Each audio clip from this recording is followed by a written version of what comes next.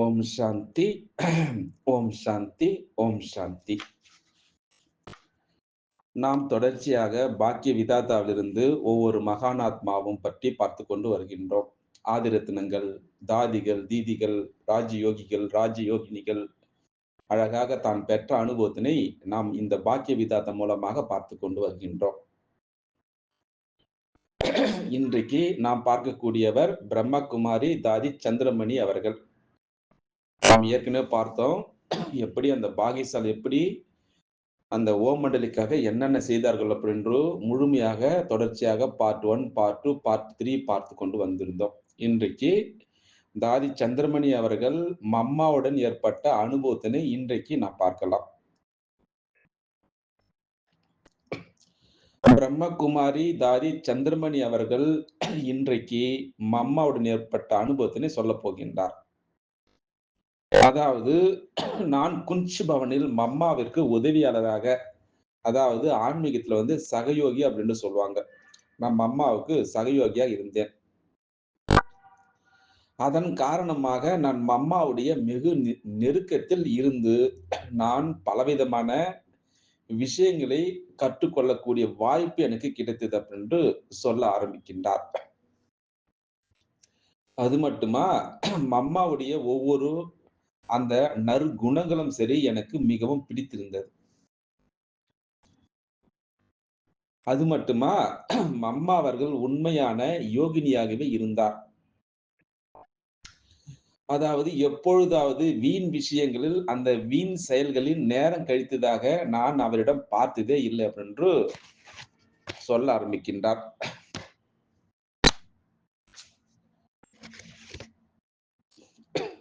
அதாவது ஒவ்வொருவரிடம் சரி ஏதேனும் ஒரு நற்குணத்தை பார்ப்பது, ஒவ்வொருவரிடம் சரி ஏதேனும் ஒரு தீய குணத்தை பார்க்கவே மாட்டார். அந்த தீயவற்றை வர்ணிக்கவே மாட்டார். இது போல அவரிடம் இருந்தது. அது மட்டுமா, பிறருக்கு ஞானம் புரிய வைப்பது, பிறருக்கு அறிவுரை வழங்கி, அவருடைய வாழ்வை மாற்றி பாபாவிற்கு அருகாமையில் கொண்டு வந்து சமர்ப்பணம் செய்விப்பது. இது போன்ற அனைத்து விசேஷ குணங்களையும் சரி, மம்மாவிடம் நான் கற்றுக்கொண்டேன். இது மட்டுமா, இந்த சங்கமகத்தில் ஒவ்வொரு சகோதரிகளுடைய அதாவது சிறியவர், பெரியவர் யாராக இருந்தாலும் சரி, அந்த குணங்கள் மீது அந்த குணத்துடன் சரி அன்பு செலுத்துவது, இது எல்லாம் நான் மம்மாவிடமிருந்து கற்றுக்கொண்டு விட்டேன் அப்படின்று பிரம்மகுமாரி தாதி சந்திரமணி அவர்கள் அழகான அந்த அனுபவத்தினை நம்மிடம் இந்த பாக்கிய விதாத்தம் மூலமாக பார்த்து கொண்டு வருகின்றோம். மம்மா அவர்கள் புரிய வைக்கக்கூடிய விதம் எப்பொழுதுமே எல்லைக்கு அப்பாற்பட்டதாக இருந்தது. அது மட்டுமா, மம்மா அவர்களுடைய உட்பொருள் அதாவது சதா அனாதி. அனாதினா என்ன? பரந்தாமத்தினுடைய அந்த உலகம். அது மட்டுமா 2வது ஆதிநிலை. ஆதிநிலைனா சத்தியுகம், திரேதாயுகம் 2ம் சேர்ந்ததுதான் ஆதிநிலை. இது போல அவருடைய உண்மையான பொருள் அப்படின்றால் இது 2 தான் அவருடைய நிலையுடையதாக இருந்தது. அதாவது ஒவ்வொரு விஷயம் சரி, ஒவ்வொரு விஷயத்தையும் சரி, ஒவ்வொரு மனிதனும் சரி உயர்ந்த நிலையில் பார்த்திருப்பார். இதுதான் மம்மாவுடைய அனைத்து தெய்வீக குணங்களுடைய தாரணைக்கு காரணம் அப்படி என்று நான் கருதுகிறேன் என்று சொல்கின்றார் தாதி சந்திரமணி அவர்கள். மம்மா அவர்கள் மிகவும் பயமற்றவராக இருந்தார். அவர் ஒருபொழுது எவருக்காகவும் பயந்தது கிடையாது. அவர் ஒருபொழுதும் யாருக்கும் குழப்பத்தை விளைவித்தது கிடையாது. அதனால மம்மா அவர்கள் சக்தி சொரூபமாக இருந்தார். அது மட்டுமா, சதா யோக நிலையில இருந்தார். அதாவது மம்மா அவர்கள் அந்த கர்மேந்திரங்கள் எப்பொழுது அவருக்கு அடிமையாகவே இருக்கும். கர்மேந்திரங்கள் என்னது? கண்ணு, மூக்கு, வாய், காது இது போல 5 கர்மேந்திரியங்கள். அவர் அனைவருக்கும் தாய் அன்பை வழங்கி வந்தார். மம்மா அவர்கள் வயது சிறியவராக இருந்தாலும் சரி, அவரை விட பெரியவர்களும் சரி, அவரை மம்மா என்று அழைத்து வந்தார்கள். அது மட்டுமல்ல, அவருடைய லௌகீக தாயும் சரி, அவரை மம்மா என்றே சொல்வார். எவ்வளவு அழகான ஒரு விஷயம் பாருங்கள். ரோச்சா. அவருடைய மம்மா பேரு என்ன? ரோச்சா மாதாஜி. இதுபோல எதுக்கு ஏன் அப்படி எல்லாரும் மம்மான்னு கூப்பிட்டாங்க? காரணம், மம்மா அவர்கள் தான் நாளை ஸ்ரீ லக்ஷ்மியாக, அதாவது வரக்கூடிய அந்த புது உலகத்திற்கு வருபவர். அதனால மம்மா ஓம் மண்டலிக்கு எப்பொழுது பாகிஸ்தானுக்கு வந்த உடனே பாபா அவரை கண்டறிந்து கொண்டார். இவர்தான் ஸ்ரீ லக்ஷ்மி அப்படி என்று. அதனால சில சமயங்களில் நான் மம்மாவிடம் கேட்பதுண்டு கேள்வி. மம்மா, நீங்கள் என்ன யோசனை செய்து கொண்டிருக்கின்றீர்கள்? நீங்கள் எங்கே இருக்கின்றீர்கள்? அப்பொழுது மம்மா என்னிடம் சொல்வார். நான் இங்கே நடந்து கொண்டிருக்கவில்லை. நான் எங்கே தெரியுமா நடந்து கொண்டு வருகிறேன்? நான் வைகுண்டத்தில் அந்த மண்ணில் நடந்து கொண்டிருக்கிறேன் அப்படின்னு சொல்வார். அது மட்டுமா? அவ்வப்பொழுது எங்களுக்கு மம்மா எனக்கு மகாராணி, அதாவது ஸ்ரீலக்ஷ்மி ரூபத்திலும், மகாராஜா குமாரி ஸ்ரீ ராத ரூபத்திலும் இந்த விதமான அனுபவங்கள் எனக்கு ஏற்பட்டது அப்படின்னு சொல்வார். அதாவது தன்னுடைய எதிர்காலத்திலும் சரி, பாபாவுடைய மகா வாக்கியத்திலும் சரி, அம்மாவிற்கு 100% ஆணித்தரமான நம்பிக்கை இருந்தது. அப்படி என்று சொன்னார் மம்மா அவர்கள். அதனால் தான் பாபா சொன்னார் என்றால், அதனை அப்படியே ஏற்றுக்கொண்டு நடந்தும் காண்பித்தார். அதாவது இந்த சங்கமகத்தில் யோகம், ஞானம், தாரணை, சேவை அதனால ஒவ்வொன்றிலும் சரி மம்மா சக்திசாலியாக இருந்தார். அதனால மம்மாவிற்கு எவர் மீதும் தனிப்பட்ட முறையில் தனிப்பட்ட முறையில் விருப்பம் இருந்தது கிடையாது. அதனால மம்மா அனைவரையும் தன்னவராக என்னுடைய பிரதர், சிஸ்டர் அப்படின்ட்டு கருதி இருந்தார். அதனால எல்லோரோடும் சரி இணைந்து வாழ்ந்தார். இப்படியாக மம்மா சக்தியாகவும் சரி, தாயாகவும் சரி, மொத்தத்துல தன்னிகரற்ற சித்தி சொரூபமாக விளங்கியிருந்தார். பாரு எவ்வளவு அழகா தாதி சந்திரமணி அவர்கள் மம்மாவுடன் கூட ஏற்பட்ட அந்த அனுபவத்தினை நம்மிடம் மம்மா அதனால்தான் சக்தி சொரூபமாயிருந்தார், சித்தி சொரூபமாக இருந்தார். மாதேஸ்வரி அவர்கள். மம்மாவுடைய விசேஷங்களை பார்த்தோம். அதனால மம்மா தன்னுடைய எதிர்காலத்து அந்த லட்சியத்திலும் சரி, அந்த லட்சியத்திலும் சரி, அந்த அன்பில மூழ்கி இருந்தார்.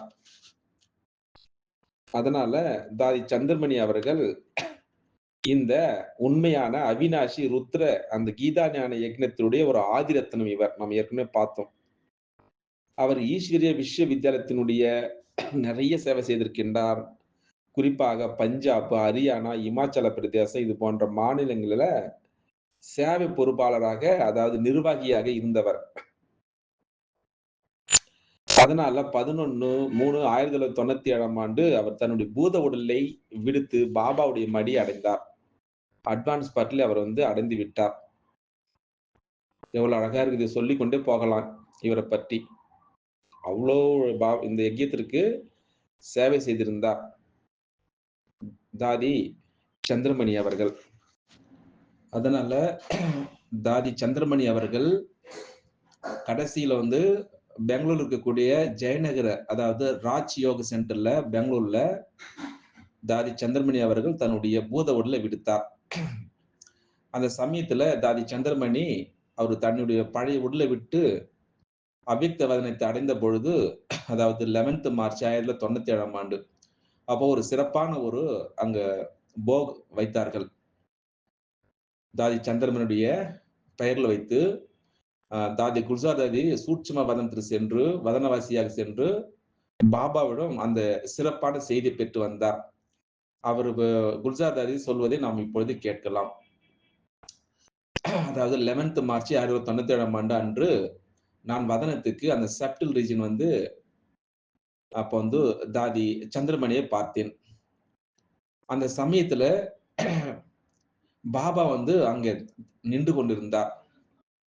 அப்போ வந்து பாபா அழகான ஒரு புன்னகையோட சிரித்துக்கொண்டு, அந்த இனிமையுடன் சரி, ரகசியமாக என்னை பார்த்துக் கொண்டு இருந்தார் அங்க. கொஞ்சம் தூரமாக இருந்து. என்ன வந்து வரவேற்றதும் சரி, அவருடைய கண்கள் மூலமாக நான் பார்த்துக் கொண்டிருந்தேன்.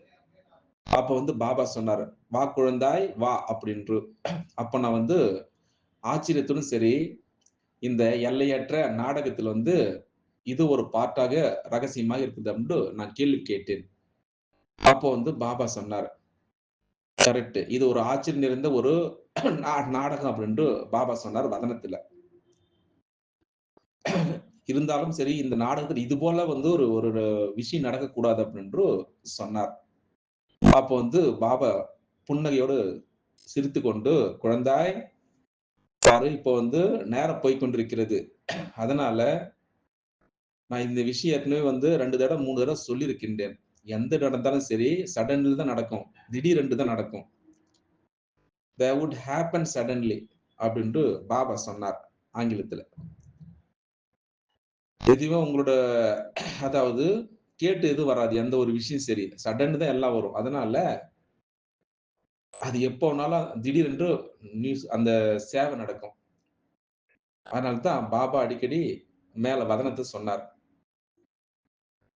எல்லாமே சேவையில இருந்தாலும் சரி, எந்த ஒரு குடும்பத்தில இருந்தாலும் சரி, திடீரென்று தான் நடக்கும். நான் சொல்லிட்டு வரமாட்டேன். உங்கள்ட்ட பர்மிஷன் கேட்டு நான் வரமாட்டேன் அப்டின்ட்டு, இது எல்லாமே வந்து நாடகத்தில இருக்குது குழந்தை அப்டின்ட்டு, இது புரிஞ்சுக்கணும் அப்டி சிம்பாலிக்கா புரிஞ்சுக்கோ அப்டின்ட்டு, தாதி குருஜா தாதின்னு பாபா சொன்னார். அதனால நீங்க எப்போ வந்து நீ வந்து எவர் ரெடியா இருக்கணும் எல்லா விஷயத்துக்கும் சரி. அது வந்து கவனமுடன் இருக்க வேண்டும். அதனால தான் பாருங்க, அந்த சேவையில பாருங்க, டெல்லில நடந்த ஒரு புரோகிராம் பாருங்க, எவ்வளோ சக்சஸா நடந்தது அந்த அதனால தான் அந்த நாளிலிருந்து நான் உங்களுக்கு வந்து அந்த ரகசியம் இந்த அவ்யக்த சிக்னல் கொடுத்துக் கொண்டு வருகின்றேன். எதுவாக இருந்தாலும் சரி, சடன்லி அதாவது திடீரென்று தான் நடக்கும். அதனால எதிர்காலத்தில கூட சரி, இது வந்து திடீரென்று நடக்கும். அதனால நீங்க வந்து கவனமுடன் இருக்க வேண்டும் அப்படின்று ஜாதி குல்ஜாதாரிடம் சொன்னார் பாபா. பாருங்கள் அதேபோல் தான் சந்திரனுடைய குழந்தையினுடைய பாட்டு இருந்தது. சடன்லி தான் நடந்தது. ஆனா எவரிடயே இருந்தார் அவர். ஆனா கடைசி சமயத்துல அவர் வந்து சேவை பற்றி கூட நினைவில்ல அவருக்கு. எங்க இருக்குன்னு தெரியல அவங்களுக்கு. ஆனா கடைசில வந்து அவங்க சேவை எல்லா இடத்துலயும் செஞ்சாங்க வந்து. அவங்களுடைய சன்ஸ்கார் அப்படி வந்து எங்க இருந்தாலும் சேவை, சேவை, சேவை என்று கொண்டு போனார். இருந்தாலும் சரி, கடைசி சமயத்துல அவங்க வந்து யோகா பவர் அந்த யோகத்தின் வலிமையும் சரி, அவர் வந்து திடீரென்று உடலை அந்த கர்மத்தை வந்து விடக்கூடிய நிலைமை வந்தது. பாடி அந்த உடம்பினுடைய நிலை அப்படி மோசமா இருந்தது. அதனால எவரடியாக இருந்தாரு. ரிமெம்பரன்ஸ் அதனால அவர் வந்து எப்பொழுதுமே வந்து குழந்தை வந்து அது ஒரு பழக்கமை ஏற்படுத்தியிருந்தார். அதனால எவரடியாக இருந்தார். கடைசியில எது வேணாலும் நடக்கும். அதனால வந்து அது எதுவுமே ஒரு புதிய விஷயம் கிடையாது என்று அவங்க கரெக்ட்டா அதுல உறுதியாக இருந்தார். பாபா நினைத்துக் கொண்டே இருந்தார். அதனால தான் 2வது கூட ஒரு எக்ஸாம்பிள் சொன்னாரு. குழந்தை பற்றி, அதாவது ஜாதி சந்திரமணி பற்றி சொன்னார். அந்த சிவப்பு நிற கொடிய வைத்துக்கொண்டு எப்பொழுதும் அந்த டைமுக்கு வந்து ரொம்ப இம்பார்ட்டன்ட் குடுத்தாங்க வந்து. இது அதான் டைம் இஸ் ரொம்ப குளோஸா இருக்குது. அருகாமையில் இருக்குது. அது சடன்லி எப்போ வேணாலும் நடக்கும் வந்து திடீரென்று. அதனால தான் குழந்தை சொன்னாங்க, அந்த ரெட் அந்த சிவப்பு நிற கொடி வந்து சடன்னஸ் எவரடியா அங்க வந்துரும். அது மட்டுமா 2வது வந்து நேரம் வந்து ரொம்ப அருகாமையில் இருக்குது. அதனால தான் கடைசி சமயத்துல பாபா சொன்னாரு, பாபா கிட்ட அருகாமையில் வந்தார். அவங்க உடலை விட்ட உடனே மேல உடனடியாக பாபாட்ட வந்தாங்க. அதனால தான் பாபாவ சொல்றாங்க, சந்திரமணி அவர்கள் ஒரு நண்பன் ரூபத்துல மேல வந்தாங்க. அப்போ வந்து இ உடனடியாக வந்து அப்ப தாதி பார்த்தாங்க அவங்க வந்து. பக்கத்துல வந்து பாபாவும் இருந்தாரு. அதனால தாதி எப்பொழுதுமே வந்து ஒரு புன்னகைத்தோடு இருப்பாங்க வந்து. சிரித்த முகத்தோடு. ஆனா அது பார்க்கக்கூடிய நிலையில் இல்லை. ஒரு ஒரு வதனம் மாரி இருந்தது அந்த இடம். அதனால விலகிய நிலையில இருந்தாங்க வந்து. அதனால வந்து தாதி சந்திரமணி அவங்க பேசுனாங்க வந்து. அப்போ வந்து குல்ஜார் தாதிய பார்த்து கேட்டாங்க வந்து, "தாதி சந்திரமணி எப்படி இருக்க?" நான் வந்து ரொம்ப மோசமான நிலையில இருந்தேன். அப்போ வந்து ஸ்மைல் பண்ணாங்க அவங்க வந்து. அப்போ வந்து குல்ஜார் தாதி சொன்னாங்க, "நீ எப்படி வந்து நீ வத்தனத்துக்கு போன? எப்படி நீ பாபாவ மீட் பண்ண பிராக்டிகல் நடைமுறையில?" நான் கூட வந்து அந்த சப்டில் ரீஜியன் யோகா டெம்பிள் நான் போயிருக்கிறேன். பட் இருந்தாலும் சரி, என்னுடைய அனுபவம் வந்து பிராக்டிகலா வந்து எப்படி இருந்ததுன்னா, பாபா கால்ட் மீ அப்பதான் நான் வந்து குழந்தாய், வா குழந்தை அப்படின்று அந்த சமயத்துல தான் நான் போவேன். அப்ப நான் மேல போவேன். அப்போ வந்து நானு ரொம்ப சந்தோஷமா இருப்பேன். நெறைய அது மாரி அனுபவம் செஞ்சிருக்கேன். இது போல வந்து அழகா சந்திரமணி தாதி, குல்ஜார் தாதி வந்து அழகான அந்த சன்ஸ்காரத்த பத்தி அழகா சொல்லிக் கொண்டு வருகின்றார். அட்வான்ஸ் பார்ட்ல அவங்க போயிட்டாங்க வந்து. அதுபோல தாதி வந்து என்னை நேரடியாக சந்தித்தார் அப்படின்று எனக்கு மட்டும் அப்படி சொல்றாங்க வந்து. அப்போ வந்து இதயத்தோடு இதயத்தோடு நாங்க பேசிக் கொண்டிருந்தோம். அப்போ வந்து பாபா வந்து புன்னகையோடு சிரித்துக்கொண்டு அத கேட்டுக்கொண்டே இருந்தார். அப்ப நான் கேட்டேன் வந்து பாபாவ. "வை ஏன் திடீர்னு வந்து சந்திரமணி நீங்க மேல கூட்டிட்டு போயிட்டீங்க?" அப்படின்னு கேள்வி கேட்டாங்க. அப்போ வந்து பாபா வந்து அவருக்கு பதில் சொன்னார். Brahma Baba. "Were informed before they were called" நான் ஏற்கனவே உங்களுக்கு சொல்லியிருக்கிறேன்னா, எல்லாமே திடீரென்று தான் நடக்கும். அதனால இதெல்லாம் ஒரு எச்சரிக்கையா இருக்கணும் நீங்க அப்டி சொல்ட்டு, நீ போய்க்கிட்டே இருக்கணும் வந்து. எது நடக்கும் அது நீங்க நான் சொல்லிட்டு வர முடியாது. இது இந்த திடீரென்று எப்ப வேணாலும் நடக்கும் வந்து. "இதே இம்பாசிபிள் வில் ஹேப்பன்" அப்டின்னு சொல்ட்டு. "That which would not be there even thought" அந்த அந்த எண்ணத்துல கூட வரக்கூடாதுன்றாங்க. எல்லாமே வந்து சடன்லி வில் ஹேப்பன் சடன்லி. அப்போ வந்து நான் சொன்னேன் தாதியிடம். எல்லாரையுமே வந்து நான் கேட்டதா சொல்லு அப்டின்று தாதி சந்திரமணி சொல்றாங்க. நான் என்னுடைய நினைவுகள் அவங்க எல்லாருக்கும் எல்லாருக்கும் அங்க இருக்கவங்களுக்கு குடுங்க அப்படின்னு சொல்லிட்டு தாதி சந்திரமணி அவர்கள் சொல்றார் தாதி குல்ஜார் தாதியிடம். நான் வந்து ரொம்ப சந்தோஷமா இருக்கிறேன் மேல அப்படின்னு சொல்லிட்டு. அப்போ வந்து I saw that she was not even getting the thought that Dadi Gulzar நான் நினைச்சு கூட பார்க்கல மேல வருவாங்க அப்படின்னு சொல்லிட்டு. நான் வந்து என்னுடைய பாடி விலகும் பொழுது அவங்க again and again she was saying I understood now I feel joyness in subtle region Baba do not remind here அழகா சொல்றாங்க ப்ரோ வந்து. கடைசியில பாபா வந்து சந்திச்சார். கடைசியில முடியக்கூடிய சமயத்துல, "இங்க பாரு குழந்தாய், இந்த சோதனைத்தாள் வரும். 2 விதமாக வரும். ஒண்ணு வந்து நடைமுறை வாழ்க்கையில வரும். நீ பார்க்கக்கூடிய காட்சி, நீ கேட்கக்கூடிய காட்சி எல்லாம். This is the practical paper. So, அதனால வந்து எக்ஸாம்ல வந்து பிராக்டிகல் பேப்பர். இது வந்து உங்களுக்கு அதிகமான உங்களுக்கு மார்க் கிடைக்கும். அதனால இந்த குழந்தை வந்து முன்னாடியே வந்து நெறைய சம்பாதிச்சுச்சு. அதனால எக்ஸ்ட்ரா மார்க்கும் கூட வாங்கிச்சு. பிகம் ஆன் எக்ஸாம்பிள் வந்து. அதனால தான் பாபா சொல்றாரு வந்து, பாபா டூக் தாதி இன் ஹிஸ் லேப் வந்து அவங்க மடியில வந்து எடுத்துக்கிட்டாரு. அந்த உடனடியா அந்த மூவ்மெண்ட்ல தாதி வந்து மடியில உட்கார்ந்திருந்தாங்க. சடன்லி அவங்க வந்து மறைஞ்சுட்டாங்க அந்த சமயத்துல.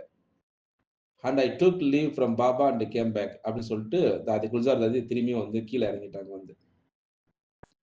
அதனால தான் வந்து இந்த ஒரு ரெஃபரன்ஸ் சொல்றாங்க. மகாபாரதத்துல Kauravas try to set fire to the building where the Pandavas were staying அப்படின்ற ஒரு அந்த அந்த உதாரணத்தை நம்மிடம் சொல்லியிருந்தார். ஸோ இது போல இந்த சந்திரமனுடைய மேல போயிட்டு பாருங்க எல்லாமே திடீரென்று தான் நடக்கும் வந்து. அதுக்கு முன்னாடி நம்ம வந்து புண்ணிய கணக்கு நம்ம சேர்த்து வைத்துக் கொள்ள வேண்டும் அப்படின்று 11 மார்ச் 1997ஆம் ஆண்டு தாதி குல்ஜார் தாதி வதனத்துல சென்று தன்னுடைய செய்தி கொண்டு வந்தார். எவ்வளவு அற்புதமாக இருக்கிறது. பார்க்கலாம். நாளைக்கு விசேஷமான ஆத்மா நிர்மல் சாந்தாவ பற்றி, அதாவது பிரம்மா பாபாவுடைய மகளை பற்றி பார்க்கலாம். அம்மாவுடைய ஏற்பட்ட அனுபவத்தினை. அச்சா! ஓம் சாந்தி, ஓம் சாந்தி, ஓம் சாந்தி. ஓம் சாந்தி, ஓம் சாந்தி, ஓம் சாந்தி. நாம் தொடர்ச்சியாக பாக்கிய விதாதாவிலிருந்து ஒவ்வொரு மகானாத்மாவும் பற்றி பார்த்துக் கொண்டு வருகின்றோம். ஆதிரத்தினங்கள், தாதிகள், தீதிகள், ராஜயோகிகள், ராஜயோகினிகள் அழகாக தான் பெற்ற அனுபவத்தினை நாம் இந்த பாக்கிய விதாத்தம் மூலமாக பார்த்துக் கொண்டு வருகின்றோம். இன்றைக்கு நாம் பார்க்கக்கூடியவர் பிரம்மகுமாரி தாதி சந்திரமணி அவர்கள். நாம் ஏற்கனவே பார்த்தோம். எப்படி அந்த பாகியசாலி எப்படி அந்த ஓம் மண்டலிக்காக என்னென்ன செய்தார்கள் அப்படின்று முழுமையாக தொடர்ச்சியாக பார்ட் 1, பார்ட் 2, பார்ட் 3 பார்த்து கொண்டு வந்திருந்தோம். இன்றைக்கு தாதி சந்திரமணி அவர்கள் மம்மாவுடன் ஏற்பட்ட அனுபவத்தினை இன்றைக்கு நாம் பார்க்கலாம். பிரம்மகுமாரி தாதி சந்திரமணி அவர்கள் இன்றைக்கு மம்மாவுடன் ஏற்பட்ட அனுபவத்தினை சொல்லப் போகின்றார். அதாவது நான் குஞ்ச் பவனில் மம்மாவிற்கு உதவியாளராக, அதாவது ஆன்மீகத்துல சகயோகி அப்படின்னு சொல்லுவாங்க. நான் மம்மாவுக்கு சகயோகியா இருந்தேன். அதன் காரணமாக நான் மம்மாவுடைய நெருக்கத்தில் இருந்து நான் பலவிதமான விஷயங்களை கற்றுக்கொள்ளக்கூடிய வாய்ப்பு எனக்கு கிடைத்தது அப்படின்னு சொல்ல ஆரம்பிக்கின்றார். அது மட்டுமா, மம்மாவுடைய ஒவ்வொரு அந்த